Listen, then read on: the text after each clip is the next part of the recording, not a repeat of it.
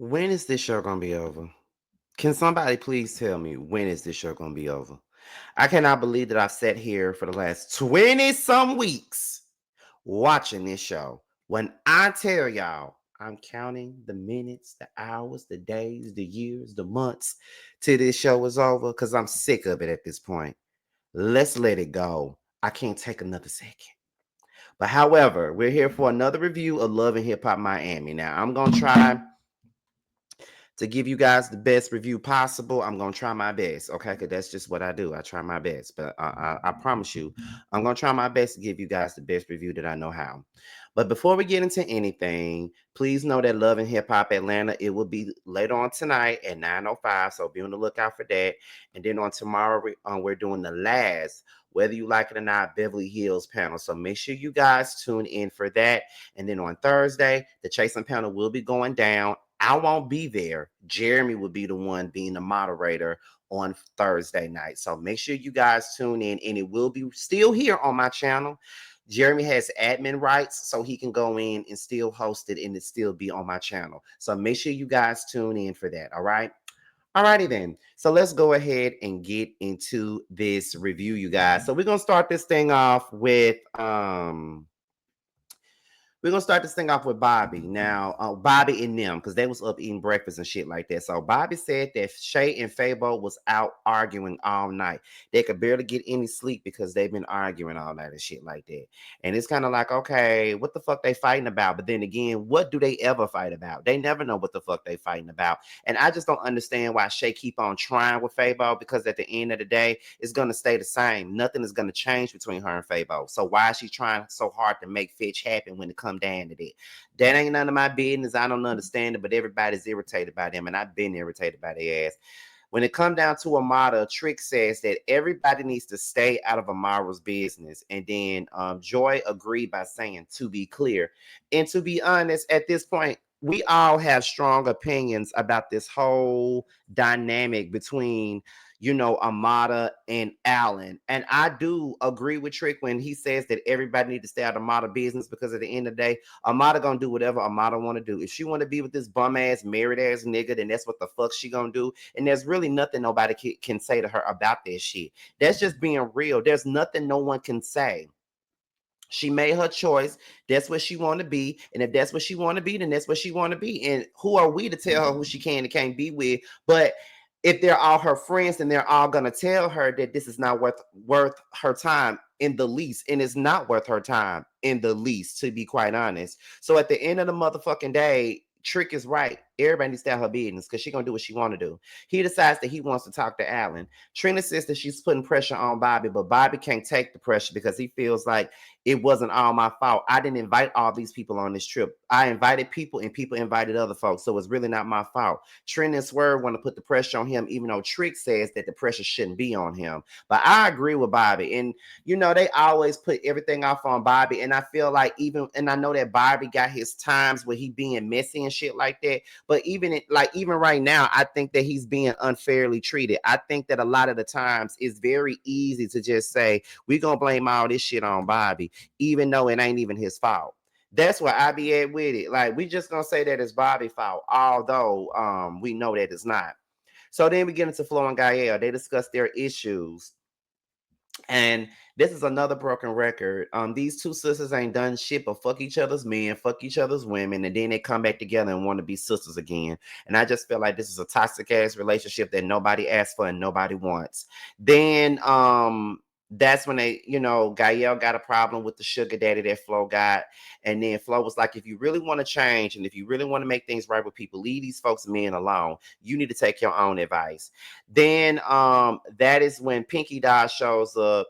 And Gyle was like, well, what happened between you and your sister? Because Pinky Doll was over here gushing over the fact that Flo and Gyle was over here together talking over their issues, but she didn't even talk about her own issues with her sister. So then she said, I tried to have a conversation with my sister and it kind of just blew up. So we really didn't get anywhere with our conversation. So I'm like, well, I'm really not invested in what Pinky Doll and her sister Madonna got going on anyway. So, I'm probably gonna skip most of Pinky Doll and Madonna scenes. Luckily, there's not a lot of them, but I will honestly tell y'all that when Pinky Doll was sitting over there talking to Gyle by themselves about the whole situation, I just chose not to even take no notes down for this situation because I'm just like, girl, bye. Like, why are we even discussing this and why are we even talking about this, bitch? Like, come on now, don't nobody give a fuck. Let's move on. Moving right along. Where we at? So then we get into Shay and Amada. Now Shay said that I had to calm. No, Amada said I had to calm down and cool down before we talk. Shay says we just have a toxic friendship, and Amada said yes, we have a toxic friendship. We got toxic men, toxic baby daddies. Everything is toxic. So if y'all know that everything that y'all touch is toxic, why y'all still entertaining the friendship or entertaining anything in regards to the friendship? That means y'all like the toxicity, to be quite honest. And if that's what y'all like, then that's what y'all like. But it's clear that y'all like the toxicity that comes with said friendship or whatever. So then after they talk about that, Shay says that Allan triggers her. And she says that you can let Allan know that I apologize for whatever I said to him on your behalf because I don't want to hurt you. And so Shay thinks that the issue could be cleared.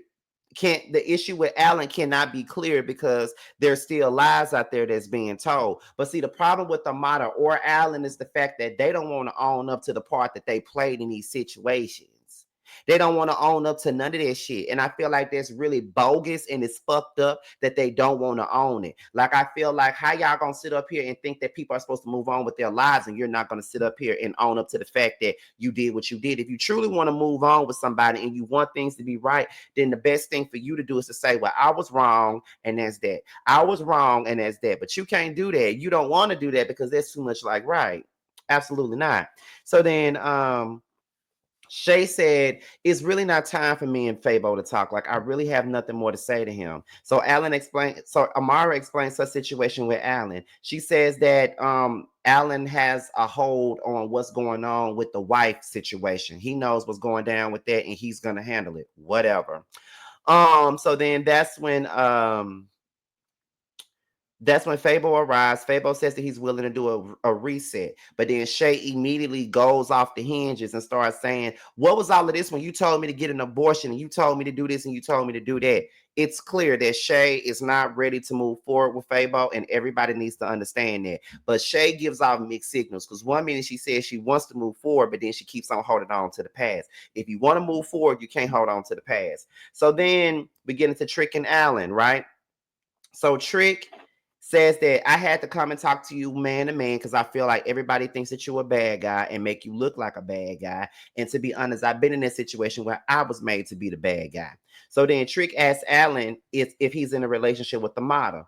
Allan says yes. Trick says that I think that everybody should stay out of it. And then Gyle sit up here and said that, you were sexting her and trying to phone her and stuff like that. And I don't trust neither one of them motherfuckers. I ain't gonna lie. I hollered when Trick said that. Now, one thing about Trick, Trick might be the villain sometimes, or he might say some of the wrong shit.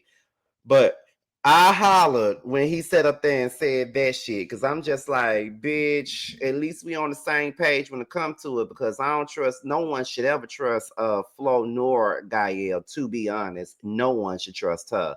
My thoughts, my opinions, that's just that, okay? Where we at? So then Allan says that when it comes down to MJ, he can't take MJ due to the simple fact that MJ he took care of MJ, he helped out MJ and all of this other shit. So he don't understand why MJ be having so much shit to say about him when he was the one that helped him out. And I'm just like, oh, so now you're helping motherfuckers out. Okay. So then Amada and MJ, they sit down and have a conversation. MJ says that I understand that Allan is the father of your children, and that's something that I can't change. We can move past that. But the problem with Allan is that he's not taking accountability for what he did to fuck me over.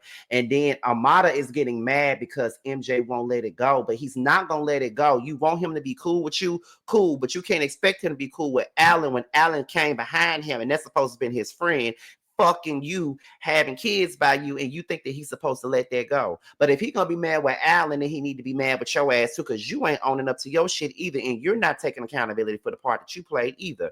And so He says that the reason why I can't let it go is because he's putting this narrative out here that I didn't do shit for you and that I was just some bum broke ass nigga, and I don't like that. So yes, my foot is on his neck. So then Amara is saying that I really feel like you only care about the issue with Allan more than you care about being cool with me. And then that's when MJ was like, that's not true, because I'm sitting here talking to you even after everything that went down between me and you. Like, I'm still sitting up here talking to you. So it's like, you can't really say that. He said, but Amada, don't you think that what you did was wrong? So then that's when Amada starts doing all this yelling and screaming, playing the victim, can't take accountability. If I was MJ, I would have got up and walked away from the table. You want to be cool with me. You want us to be in a good relationship, in a good space, but you can't even say that you was wrong, Amada, and you were. That's the thing that I can't get past with Amada, and that's the reason why I look at her real sideways, is because you want folks to move forward, but they're not going to if you're not going to be honest. Like, that's unrealistic. So then when it boiled down to it, Amada wants Shay and Fabo to work it out. Flo asks Gyle to stop talking to Fabo. Bobby then calls out Hot Topic. And the next thing you know, Hot Topic start going at it with Pinky Doll. And because Hot Topic was up here talking about how Fabo wanted her to be his woman or whatever. And I'm like, oh my God. But Hot Topic called out Pinky Doll, and that was the one time I was on Hot Topic side, but I don't like neither one of them. Trina calls out Gyle. Gyle says she changed her name to Heaven, child. Then Flo and Bobby get into it, throwing shit at each other. Amara and Allan starts arguing over Amada speaking to MJ. But then he starts saying, I can't do this. I can't leave you alone. Then he picks her up, take her to the bedroom. I guess they finna go fuck. And then, you know, he says, Amada says, let the haters hate. I really don't care because I got my man. And they're the ones that's single and miserable. Girl, you miserable with this man. So what the fuck is you talking about? Then Pinky Doll and Madonna got into it. And that was the end of the episode, y'all. I gave y'all 12 minutes. That's all I could give y'all. We got another episode next week. I don't know how much longer we got with Love and Hip Hop Miami, but I'm ready to let this shit go. I'm out of here, y'all. Until the next video, I'll holler at y'all a little bit later. Bye, y'all. It's on some whole shit. What happened to the Zeus fame? Then Bobby made you change your name. For a show, still searching for a ring. Pray these hoes find better days. Cut off everybody. Don't trust nobody. Play with everybody. Don't have nobody. Cut off everybody. Don't trust nobody. Play with everybody. Don't have nobody. Nobody. Nigga never was a real one. Coppin', please, spreading lies. What you hiding from? All these shows just an extra. Little dance now, twerking on shit like bad bitch, munch it up, cock goblin. Slapping ass on this dick, cock goblin. Gobble up his dick, bitch, a cock goblin. Fuck him in his face, bitch, a cock goblin. Attitude bad, but I'm better. Ass poke out just